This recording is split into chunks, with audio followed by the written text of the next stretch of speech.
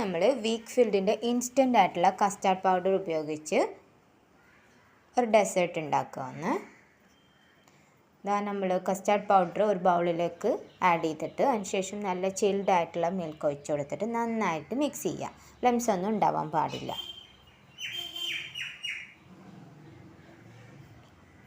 അതിനുശേഷം നമ്മൾ കയ്യിലുള്ള അവൈലബിൾ ആയിട്ടുള്ള ഏത് ഫ്രൂട്ട്സും നമുക്ക് ഇഷ്ടമുള്ളത് ആഡ് ചെയ്ത് കൊടുക്കാം. പിന്നെ നല്ലൊരു മിക്സ്. അതിനുശേഷം ഒരു 5 മിനിറ്റ് നമുക്കിത് സെറ്റ് ചെയ്യാൻ വെക്കാം. നിർബന്ധമില്ല, എന്നാലും ഒന്നും കൂടി സെറ്റ് ചെയ്ത് വെച്ചാൽ നന്നായിരിക്കും.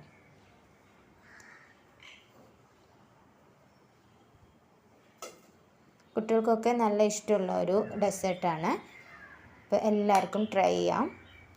നോർമലി കസ്റ്റാർഡ് എല്ലാവരും ഉണ്ടാക്കുന്നതാണ്. കുറച്ച് ടൈം എടുക്കുമല്ലോ, നമ്മൾ ബോയിൽ ചെയ്തിട്ട് ആഡ് ചെയ്ത് പിന്നെ സെറ്റ് ചെയ്യാനൊക്കെ വെക്കുമ്പോൾ. ഇത് നമുക്ക് പെട്ടെന്ന് ഉണ്ടാക്കി കൊടുക്കാം. മക്കൾക്ക് എല്ലാവർക്കും ഇഷ്ടമാവും. നിങ്ങളൊന്ന് ട്രൈ ചെയ്യണം.